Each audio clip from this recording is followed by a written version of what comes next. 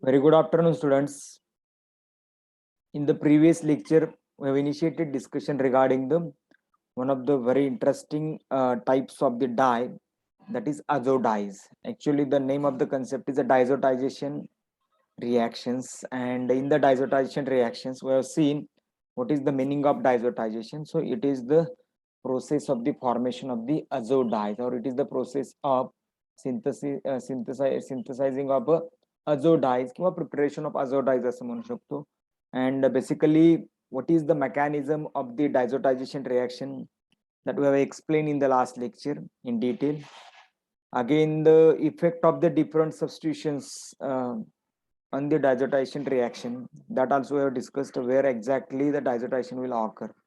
So this is the point that we have discussed in the last slide only. So now in the today's lecture, we'll discuss some methods of the diazotization and the various types of the azo dyes. Basically, diazotization is the process which we are using, or which we are using for the synthesis of the azo dyes. आणि त्याच्यामुळे आपल्याला काय बघायचं आहे, we will just highlight the methods of the diazotization reaction, and then we'll go to the types of the azo dye.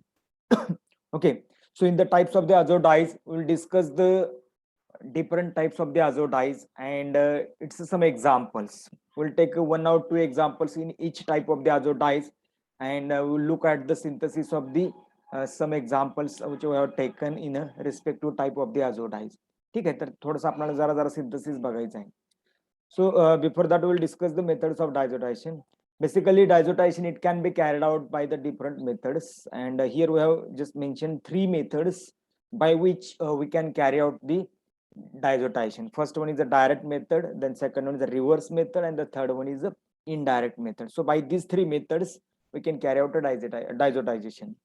And one of the very first method, that is the direct method.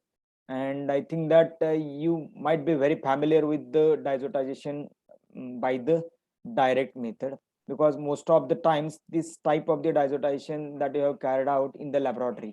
इथं आपण basically काय करतो, in this type of the diazotization we are treating aromatic amine compounds with the hydrochloric acid. So generally we are taking a 1 mole of the aromatic amine, we are treating this 1 mole of aromatic amine with 3 moles of hydrochloric acid, and generally we are using ice to lower the temperature in the range of 0 to the 5 degrees Celsius. Okay, and later on we are adding theoretically some quantity of the nitrite. म्हणजे इथं तुम्हाला काय काय लागतं, you are taking aromatic amine, then aromatic amine, then you are taking a HCl and nitrite, and by treating all these together in the range of in the temperature range 0 to the 5 degrees Celsius in the aqueous solution, you will get a diazotized compound. Okay, so we'll not go in detail about the discussion of the diazotization. So we have to just highlight the method that we are using for the diazotization. So then the second technique that we can use for the diazotization, that is a reverse technique or reverse method. So it is again a very simple method. So in this technique, solution of the amine and the solution of nitrate that we are taking, okay, and that we are putting in the acid solution. We are taking a solution of amine, aromatic amine, and at the another side we are taking a sodium nitrate, and both we are adding in the acid solution. Okay, both we are adding in the acid solution, and this method is basically used for the synthesis of the naphthylamine sulfonic acids. म्हणजे naphthylamine sulfonic acid जे आहेत तर त्याचं डायझोटायझेशन करायला अशा प्रकारचे basically आपण काय करतो, टेक्निक यूज करतो. आता ज्यावेळेस आपण अरोमॅटिक अमाइन म्हणजे नॅप्थिलामाइन आणि जर काय नायट्राइट घेतला आणि ते एकत्र ऍसिड मध्ये ऍड केलं तर झ्युटरायन तयार होतो, इनसोल्युबल डायझो कंपाऊंड तयार होतो, साल्ट तयार होतो. आणि ही रिॲक्शन जी आहे ती एक्सप्लोजिव्ह आहे, त्याच्यामुळे तुम्हाला कंट्रोल्ड ऍडिशन करावे लागतात, otherwise there may be chances of the explosion. ठीक आहे, तर ही रिव्हर्स मेथड. रिव्हर्स मेथड मध्ये काय करतो आपण, अरोमॅटिक अमाइन आणि सोडियम नायट्राइटचं सोल्युशन बनवून आपण काय करतो, ऍसिड मध्ये ऍड करतो. पहिल्या मेथडमध्ये काय करतो, डायरेक्ट मेथडमध्ये अरोमॅटिक अमाइन आणि HCl घेत होतो आणि मग ते काय करायचो आपण 0 ते 5 डिग्रीला कूल करायचो, त्याच्यामध्ये मग सोडियम नायट्राइट टाकायचो. तर असं करून आपण पहिली मेथड म्हणजे डायरेक्ट डायझोटायझेशन करत होतो. ठीक आहे. So then the third technique is the special method. Basically special method is used for the aminophenol type of the compounds, because when we try to aminophenol म्हणजे इथं दिलेलं आहे बघा compound, this is aminophenol. So when we try to diazotize aminophenol with a reverse method or with the direct method, जर aminophenol compound जर असतील तर ते रिव्हर्स मेथड किंवा डायरेक्ट मेथडने जर आपण डायझोटाइज करायचा प्रयत्न केला तर most of the times there is a readily oxidation of these aminophenol compounds by the nitrous acid. Nitrous ऍसिडमुळे त्या कंपाऊंडचं ऑक्सिडेशन होतं आणि किणून तयार होतं. म्हणजे हे जे आहे हायड्रॉक्साईड इथं ऑक्सिडेशन होऊन त्याचं किणून तयार होतं आणि त्याच्यामुळे मग हा तुमचा कंपाऊंड जो आहे तो डिस्ट्रॉय होण्याचे चान्सेस हे जास्त असतात आणि त्याच्यामुळे डायरेक्ट किंवा रिव्हर्स टेक्निक यूज करून अशा प्रकारच्या कंपाऊंडला डायझोटायशन केलं जात नाही. So for that we need a special technique. The special technique म्हणजे काही फार वेगळा अगोदर भरपूरच काही स्पेशल असं काही नाही. So here we have use the copper sulphate in the absence of mineral acid. म्हणजे HCl जे यूज केले ना HCl, so instead of the HCl here we are using a copper sulfate, CuSO4 वापरतो. Instead of HCl here we have used the copper sulfate. This is the only difference. Okay, special method the difference काय? There is only use of the copper sulfate instead of the HCl. Remaining all these things are same and the temperature is little bit increased up to the 20 degrees Celsius. म्हणजे temperature थोडंसं आपण 25 degree Celsius पर्यंत sorry 20 degree Celsius पर्यंत temperature आपण ठेवू शकतो. Normal मध्ये HCl वापरतोय आणि 0 ते 5 डिग्री टेम्परेचर ठेवतोय. पण ऍक्च्युअली इथं काय करतोय आपण की instead of HCl we are using a copper sulphate and the temperature we are increasing up to the 20 degrees Celsius and then you will get the diazotization of the aminophenol compounds. Okay, so these are the three techniques that we are using for the diazotization of the various types of the compounds. So let us go to the next point, that is types of the azo dyes. So now here we are going to discuss various types of the azo dyes and its synthesis. वेगवेगळ्या प्रकारचे azo dyes बघणार आहे आपण आणि त्याचे synthesis बघणार आहे. आता आपण azo dyes हा स्पेशली का डिस्कस करतो या टॉपिक मध्ये, तर because azo dyes are used in a very large number. They are prepared again in a very large quantity. खूप जास्त प्रमाणावर ते azo dyes जगामध्ये वापरला जातो and therefore we have highlighted more on the azo dyes and so we are going to discuss the various types of the azo dyes, its example and their synthesis. Okay, this is the part of our discussion and after completion of this much discussion, most of the around 80% part of the topic will get covered and there are some of the special type of the dyes that we have to discuss, that is optical brightener and then some other types of the dyes are there, so that will discuss later on. Okay, so up till I will share the whatever the syllabus will be completed in the today's lecture. आजच्या लेक्चरला जेवढं होईल तिथपर्यंत आपण काय करूया की जे काही नोट्स आहेत त्या सगळ्या मी काय करतो शेअर करतो. Okay, so let us start the discussion of the various types of the azo dyes, its examples and their synthesis. So very first azo dyes that we are going to discuss here, that is acidic azo dyes. Very simple, by the name of this azo dyes we can recognize what could be the composition of this dye. Okay, these dyes. So basically the name of this dye is acidic azo dye. So it does mean that there is a presence of acidic group. म्हणजे काय म्हणू शकतो की आपण these types of the dyes have been characterized by the presence of an acidic group as like a sulfonic, carboxylic acid group as well as the phenolic group. तर अशा प्रकारचे group असतात त्या डाईज मध्ये आणि त्याच्यामध्ये त्याला आपण ऍसिडिक अझो डाईज असं म्हटलेलं आहे. तर ऍक्च्युअली का म्हणजे ऍसिडिक अझोडाईजचं इम्पॉर्टन्स काय आहे किंवा त्याचं मेन असं कॅरेक्टरिस्टिक काय, तर acidic azo dyes are more soluble. these dyes are more soluble and therefore these dyes are also used for the reactive point for the fixing the dyes. म्हणजे जनरली काय की सोल्युबिलिटी त्याची जास्त आहे, so therefore the reactivity of these dyes are also more and therefore these dyes will be fixed easily on the fiber and therefore there is a much more importance to the azo dyes. आता basically acid group मध्ये म्हणजे acidic अझोडाईज मध्ये जो काय acid group असतो ना, दिस is actually ऑक्झोक्रोम. Auxochrome म्हणजे काय, it supports to intensify the colour of the dye. Or auxochrome म्हणजे काय असेल, सल्फॉनिक किंवा कार्बोक्सिलिक ऍसिड असेल, हायड्रॉक्सिल ग्रुप्स असतील, तर so these groups act as auxochromes and which depends the colour of the dye. तर त्या डायचा ऍक्च्युअली कलर डिपेंड करतं. खरं तर क्रोमोफोरमुळे डायला कलर असतो and due to the oxochrome the color will be intense one.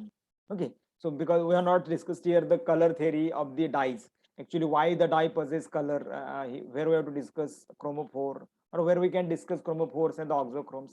तो एक पॉइंट आहे पण आपल्याला ऍक्च्युअली सिलेबस मध्ये नाही, त्याच्यामुळे तुम्ही वाचू शकता त्या पुस्तकामध्ये पॉइंट तो आहे की ऍक्च्युअली कुठल्याही डायजला कलर काय येतो, तर तिथं मग ऑक्झोक्रोम, क्रोमोफोर त्याच्यानं ऍक्च्युअली तो कलर येतो. मग त्याच्या इंटेन्सिटी किंवा त्याचे वेवलेन्स वगैरे याच्यावरून आपण ते कलर कुठले येतात ते पण डिसाइड करू शकतो. Okay, but this is not the part about discussion. If you are interested you can go to the same book, that is Chatwal, and you will find the whatever the discussion regarding why the dye possesses the color or काय म्हणू शकतो की आपण principle of the colour to the dye.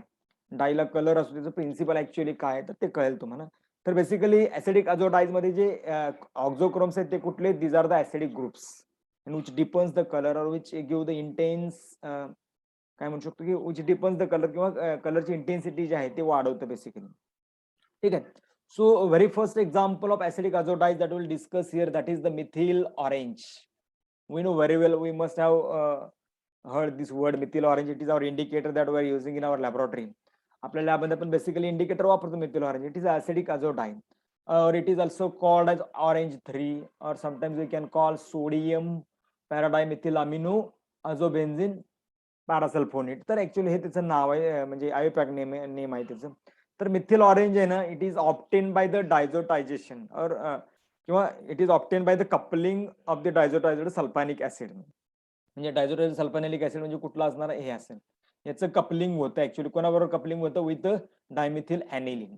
There is a coupling of the diazotized sulphanilic acid. हे diazotization already इथं झालेलं आहे बघा सल्फानिलिक ऍसिडला, आणि याचं डायझोटेशन झाल्यानंतर मग परत कपलिंग होतं with dimethyl aniline. Okay. So after coupling of this diazotized sulfonamic acid with the dimethyl aniline, this dye is generally isolated as a sodium salt of the methyl orange. Sodium salt of the methyl orange. So this type of the compound will get formed. And this diazotization basically occurs in the presence of NaOH. Basically coupling जे आहे ना ते NaOH च्या form म्हणजे presence मध्ये होतं. ठीक आहे. तर हा साल्ट तयार होतो actually, sodium salt of the methyl orange. तर याला हेलियंथिन असं पण म्हटलं जातं, हेलियंथिन. ओके. तो जो साल्ट आहे ना त्याला ऍक्च्युअली हेलियंथिन असं म्हणतो आपण. आता बघा याच्यामध्ये काय डाऊट आहे का कोणाला? If you have any doubts, you may ask your question, no doubt. Yes. Okay, this is the first example of acidic azodite. त्याचं सिंथेसिस सिंपल आहे, कपलिंग करायचं आहे कोणाचं, सल्फोनिलिक ऍसिड डायझोटायझेशन झालेलं आहे आणि त्याचं ऍक्च्युअली काय केलंय आपण, एन डायमिथिल ॲनिलीन बरोबर कपलिंग करतोय. आणि कपलिंग झाल्यानंतर ऍक्च्युअली मग काय होतं की तुम्हाला जो फायनल डाय आहे मिथिल ऑरेंज, त्याचा साल्ट जो आहे तो साल्ट बघायला मिळेल. त्याचं मेकॅनिझम इथं दिलेलं आहे बघा. तर सिंपल आहे मेकॅनिझम. पहिल्यांदा काय असेल की सल्फोनिलिक ॲनिलीन जे आहे तर त्याचं ऍक्च्युअली काय होतं की अजो रिॲक्शन होते तिथं आणि अजो ग्रुप तिथं तयार होतो. ओके. किंवा डायझो ग्रुप तयार होतो आणि त्याच्यानंतर मग त्याचं कपलिंग होतं. कपलिंगचं मेकॅनिझम पण दाखवलेलं आहे. आणि फायनली मग कपलिंग झाल्यानंतर in the presence of NaOH there will be formation of the salt of the methyl orange. आता बेसिकली मिथिल ऑरेंज हा डाय आहे, पण it is basically not used as a dye because it is sufficiently fast to the light or soap. म्हणजे काय की तो निघून जातोय पटकन, एवढा म्हणजे एवढा ऍक्च्युअली परमनंट डाय नाहीये तो ऍक्च्युअली, आणि त्याच्यामुळे हा फार करून डाय म्हणून यूज करत नाही आपण. But it is a basically dye, no doubt it is basically dye, but it is not that much fast to the light or soap. It is easily get vanished or diminished by applying a soap or the by exposing to the light. आणि त्याच्यामुळे generally हा जो dye आहे तर तो डाय basically फार जास्त use करत नाही. But we are using this orange methyl orange as a indicator, we know very well in the acidic acidimetry as well as the alkalimetry टायट्रेशन्स.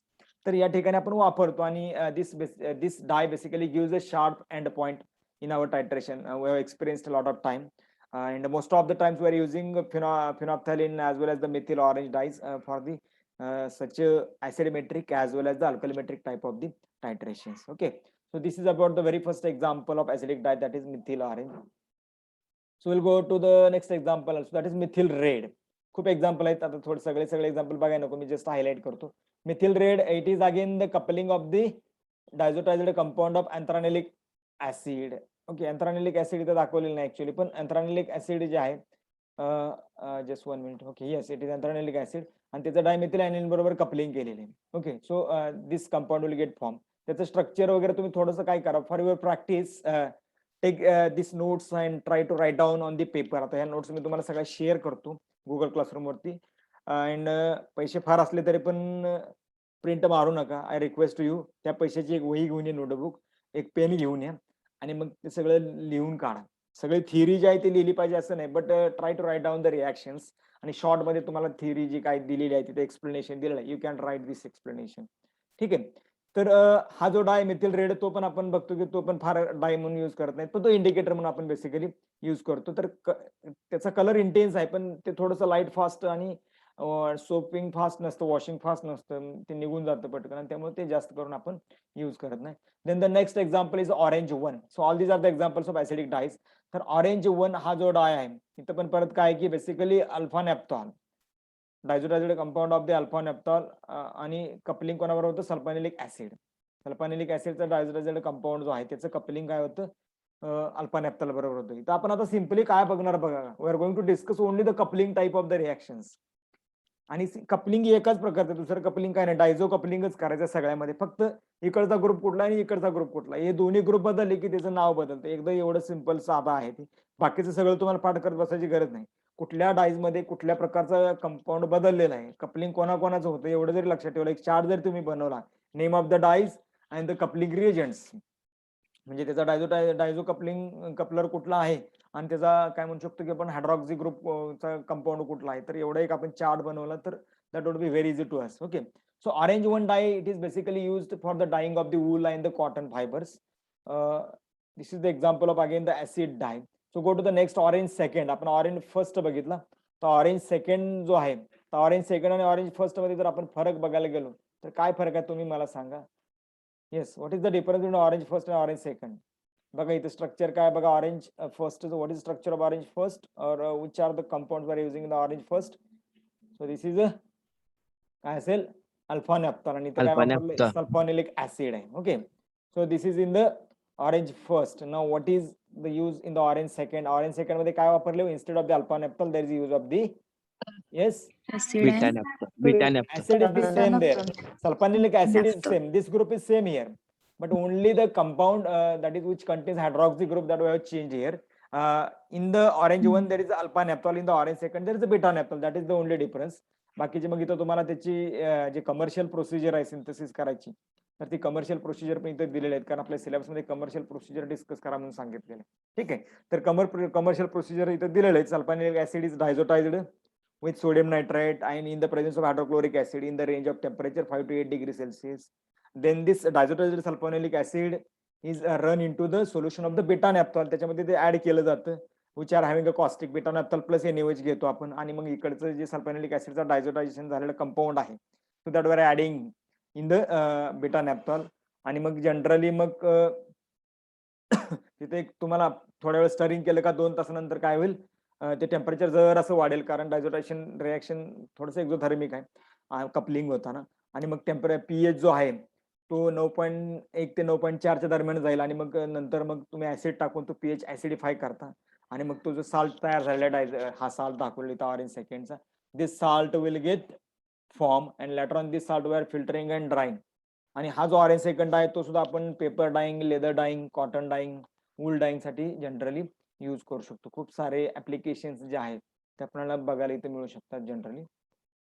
So then मेटॅनिल yellow, याचे थोडे एक्झाम्पल मी जास्त घेतलेत, पुढचे एक्झाम्पल मी थोडेसे कमी कमी घेतलेत. हा पहिला थोडासा तुम्हाला अंदाज यावा म्हणून थोडंसं मी जास्त घेतलेत. Metanil yellow it is again the dye of nitrobenzene. It is further reduced, reduction केलं इथं अमाइन NH2 आहे, NH3 नाही. इथं मेटॅनिलिक ऍसिड तयार होतो. मेटॅनिल येलो कशापासून बनतो, मेटॅनिलिक ऍसिड. ओके. मेटॅनिलिक ऍसिड आणि जनरली काय असेल की तुमचा हा जो कंपाऊंड आहे, तर बेसिकली कपलिंग होत असताना तुमचं कपलिंग कोणाबरोबर होतं, मेटॅनिलिक ऍसिडचं डायफिनिल अमाइन बरोबर. हा डायफिनिल अमाइन आहे आणि diphenyl amine reacts with diazonium salt of the metanylic acid, or it couples with the diazonium salt of metanylic acid and then we will get a metanyl yellow. Then we will get a metanyl yellow. And basically this metanyl yellow it is also used for the silk and the cotton fiber. तर हा acid dye काय का आहे, because of the presence of the sulphonyl group. हा acid dye काय आहे, because of the presence of sulphonyl group which is acidic one, आणि त्याच्यामुळे हा जो डाय आहे तो acid dye. How to recognise any type of the dye, तर त्याच्यावर ग्रुप कुठले अटॅच झाले त्याच्यावर पण आपण तो डाय जो आहे तो रिकॉग्नाइज करू शकतो. त्यानंतर नॅफ्थॉल ब्ल्यू, ह्याचे एक्झाम्पल मी थोडे जास्तच घेतलेत, एवढे एक्सपेक्टेड नाहीयेत तुम्हाला. खरं तर तुम्ही नोट्समध्ये हे कमी करू शकता, 2 किंवा 3 एक्झाम्पल मॅक्सिमम लिहा, कारण आपल्याला खूप सारे एक्झाम्पल्स इथे डिस्कस करायचे आहेत. ठीक आहे. तर मी आता हे फार याच्यात वेळ घालवत नाही. नॅफ्थॉल ब्ल्यू ब्लॅक हा पण एक दुसरा आहे.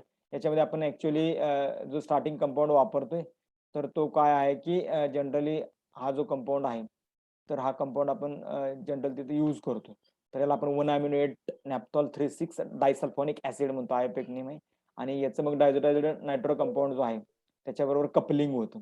ठीक आहे. तर हा हे पण एक्झाम्पल आहे. प्रत्येक याच्या कॅटेगरी मधलं जर एक्झामला क्वेशन आला, तुम्हाला रायटिंग करायचंच नाही, ऑनलाईन एक्झाम आहे नो डाउट.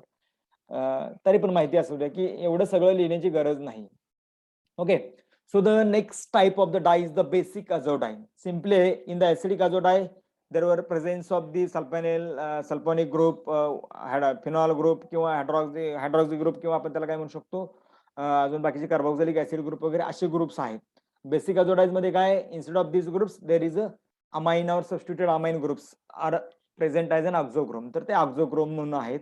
आणि जनरली हे जे बेसिक अझोडाइज आहेत याचे खूप सारे टाइप्स आहेत. त्याच्यातलं पहिलं एक्झाम्पल जे आहे, आता ऍक्च्युली बेसिक अझोडाइज जे आहेत तर जनरली काय सांगितलेलं आहे की there are only few basic azo dyes, फार जास्त नाही आहेत आणि this dyes are not much used. त्याचा यूज फार जास्त नाही आणि त्याच्यामुळे याला एवढं इंडस्ट्रियली सिग्निफिकंट नाहीये as compared to the acidic azo dyes. कारण acidic azo dyes are highly soluble and therefore they are highly used for the dyeing of the various fibres. आणि त्याच्यामुळे ऍसिडिक अझोडाइज जे आहेत, ऍसिडिक अझोडाइजला जेवढ्या मोठ्या प्रमाणावरती इम्पॉर्टन्स आहे तेवढे इम्पॉर्टन्स बेसिक अझोडाइजला नाहीये. ठीक आहे. तर त्याचं सोलिबिलिटी वगैरे अशा बऱ्याच गोष्टी आहेत. क्रोमोफोरिक सिस्टीम किंवा त्याचे कॅटाईन किंवा त्याचे अझोडाइज आहेत तेवढे ऍप्लिकेबल नाहीत. तर याचं जे एक्झाम्पल आहे ते म्हणजे ॲनिलिन. ॲनिलिन येलो. ते तर मेटॅनिलिक येलो बघितलं आपण, इथं ॲनिलिन येलो बघायचं. सिंपल आहे.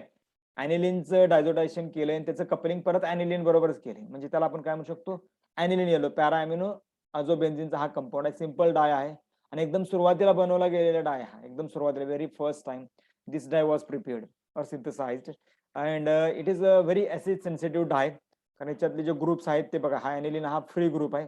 So it may be react with the acid and therefore it is acid sensitive dye and therefore this dye is not much used in the industry.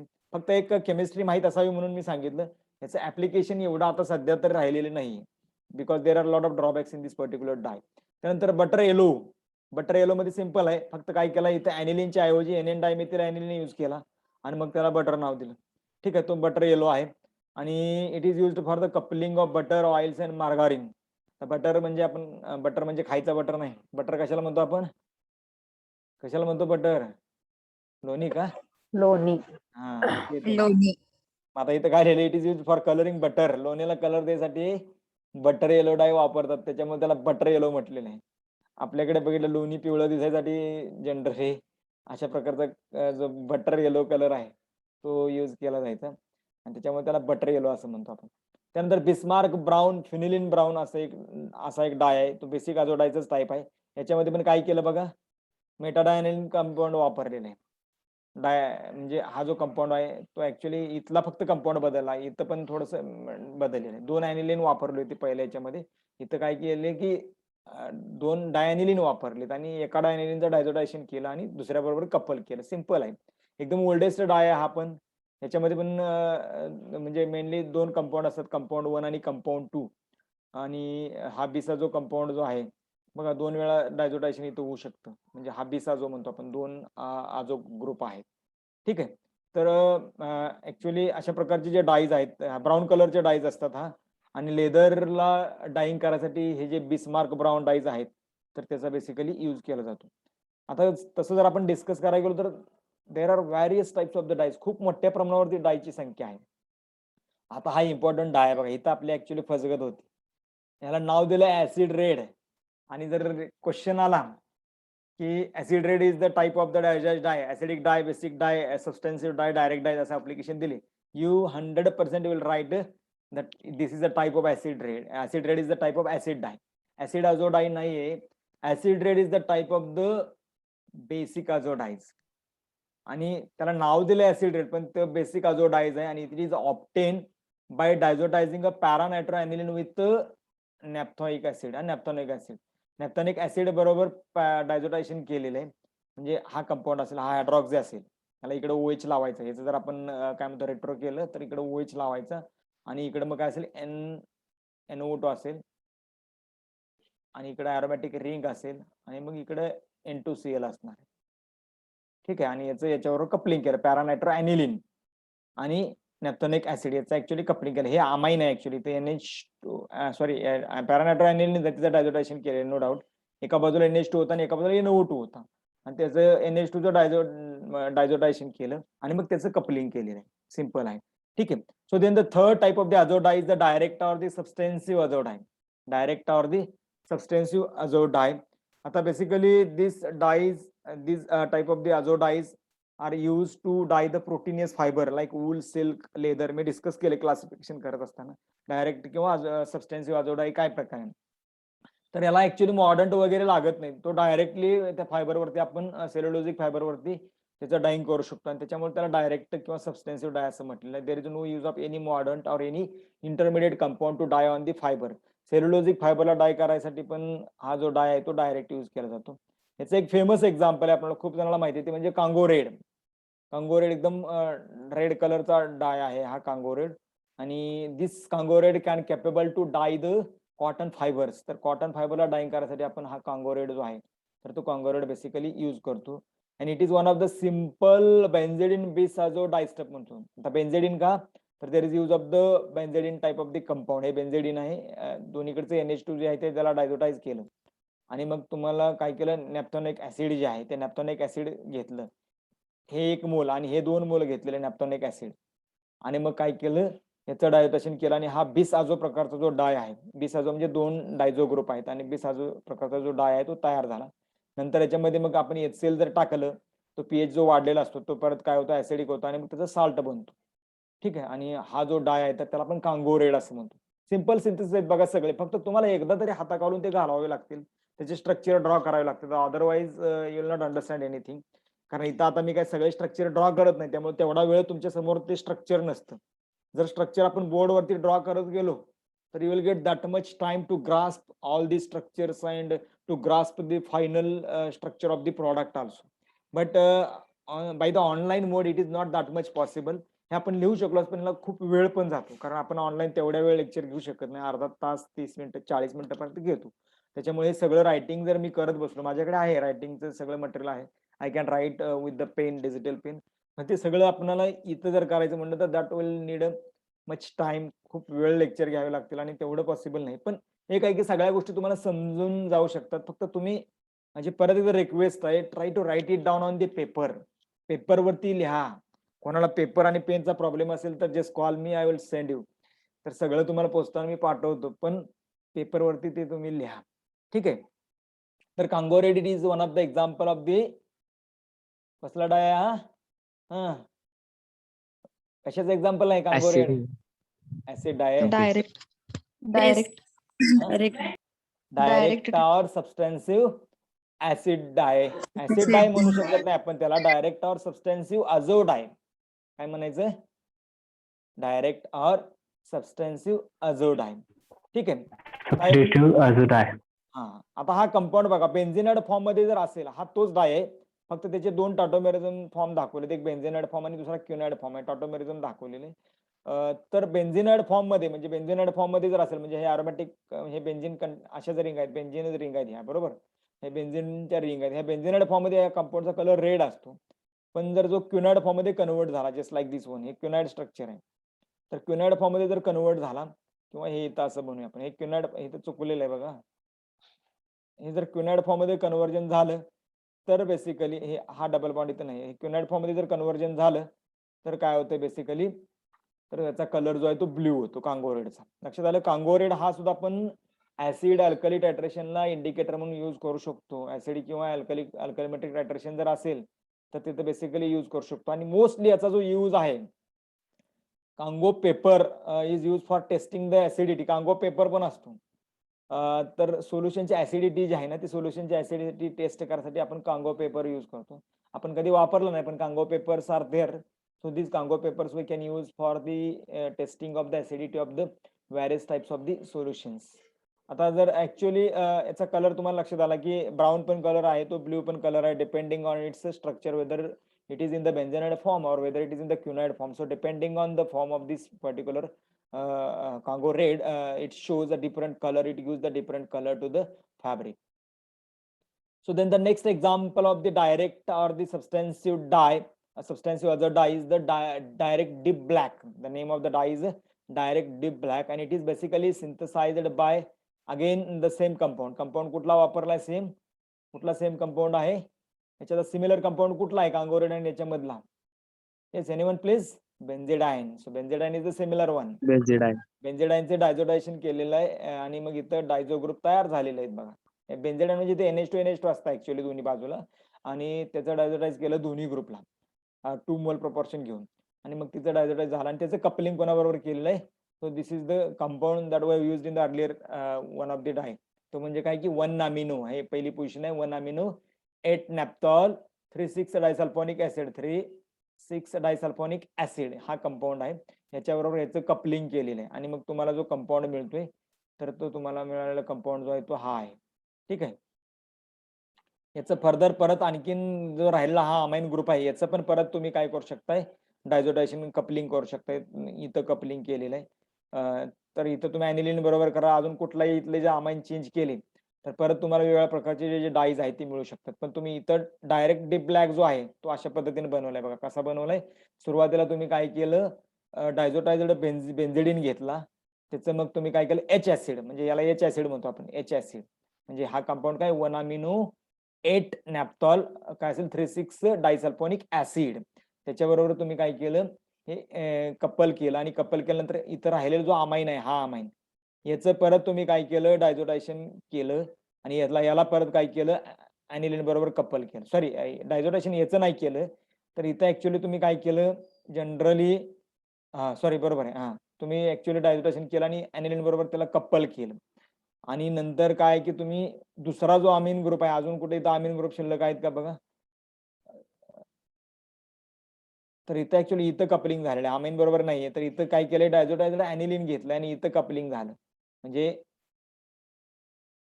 Diazonium salt of ॲनिलीनचा diazonium salt जो आहे तो इथं couple झाला आणि राहिलेला जो amine आहे हा तो तसंच राहिला आणि फक्त काय झालं की मग इकडं परत काय केलं इथं पण परत कपलिंग झालेलं आहे या कंपाऊंड्स. ठीक आहे. तर अशा पद्धतीने आपण इथं बेसिकली सिंथेसिस जे आहे डायरेक्ट डीप ब्लॅकचं करू शकतो. एक दोन एक्झाम्पल सफिशियंट आहेत. तुम्हाला क्वेश्चन कसं आहे त्याच्यावर लिहावं लागेल. ठीक आहे. So fourth type of the dye is the ingrain azo dye. तर इनग्रेन अझो डाय म्हणजे काय हो basically this dyes are the water insoluble आणि जनरली हे जे डाईज आहेत तर they are prepared by dipping the fabric in the alkaline solution. Alkaline solution जर घेतलं 2 नॅप्थॉलचं 2 नॅप्थॉल टाकलं त्याच्यामध्ये NaOH टाकलं आणि मग थोडंसं टर्की रेड ऑइल टाकायचं आणि मग जनरली त्याच्यामध्ये ते डीप केलं जातं हा जो फॅब्रिक आहे आणि मग ते ड्राय केला का तुम्ही मग तो डायझोडायझेड अमाइन जे आहे तो त्या ह्याच्यावरती ऍक्च्युअली बनतो. इनग्रेन इन द सेन्स काय की तुम्ही काय म्हणताय त्याला इन सिटू डायरेक्ट तिथं बनवताय बरोबर आहे का नाही. फॅब्रिक वरती हा डाय डेव्हलप करताय त्याला इनग्रेन डायला आपण दुसरं नाव काय म्हणतो डेव्हलप्ड डाय म्हणतो ना. It is actually please mute yourself. ठीक आहे. तर इनग्रेन डाय जो आहे तो ऍक्च्युअली फॅब्रिक वरती आपण डायरेक्ट डेव्हलप करतो. तो अगोदर डेव्हलप केलेला नसतो फॅब्रिक वरती आपण तो डेव्हलप करतो तो इनग्रेन डाय आहे. आता इनग्रेन डाय जे आहे ते वेगवेगळ्या प्रकारचे आपण बनवू शकतो बाय चेंजिंग द कंपोनंट्स. काय कंपोनंट एका ठिकाणी 2 नॅप्थॉल वापरला परत मेटाडायनायट्रोॲनिलीन वापरला तर नायट्रोॲनिलीन ऑरेंज नावाचा इनग्रेन डाय तयार होईल. परत 2 नॅप्थॉल सेम ठेवला फक्त डायॲनिलीन बदलला 2,4 डायनायट्रोॲनिलीन वापरला ॲनिलीन चेंज केला. इथं मेटा नायट्रोॲनिलीन एक होतं 2 नायट्रो वापरले तर परमनंट रेड 2R या नावाचा एक कंपाऊंड बनतो. त्यानंतर डायॲनिसिडीन वापरलं नॅप्थॉल सेम ठेवलाय तर डायॲनिसिडीन ब्ल्यू हा जो डाय आहे तो डाय तयार होतो इनग्रेन डाय. ठीक आहे. किती मिनिट राहिलं आपल्याकडे 2 मिनिट शिल्लक आहेत. मला ऍक्च्युअली कॉलेजवर जायचं आहे त्यामुळे एक्सटेंड करू शकत नाही. उद्या किंवा नेक्स्ट वीक मध्ये आपण करूया. पुढचा जो टाईप आहे तो म्हणजे मॉडर्न डाय. सिंपल आहे मॉडर्न डाय तुम्हाला माहिती आहे. What is modern dye? Modern dye काय करतो? Already we have discussed in the classification part of the dyes. What is modern dye? Yes what is modern dye? बघा काय आपण करतो काय वाचतो फिक्स्ड आहे. काय फिक्स्ड काय होतं मॉडर्न डाय मध्ये? फिक्स्ड ऑन फायबर मॉडर्नची गेले. Fixed on fibre. Yes. Modern डायचा अर्थ काय मला सांगा. What is the modern dye? बघा तुम्हाला लक्षात काय मी सगळं एक्सप्लेनेशन झाले म्हणजे तुमच्या डोक्यावरनं गेले सगळं. हे बघा आज मी नोट शेअर करतो. इंटरनल एक्झामला एवढे इझी स्ट्रेट फॉरवर्ड क्वेश्चन्स नसतील. Even though for the final examination also there will be no that much straightforward and easy questions. Remember it.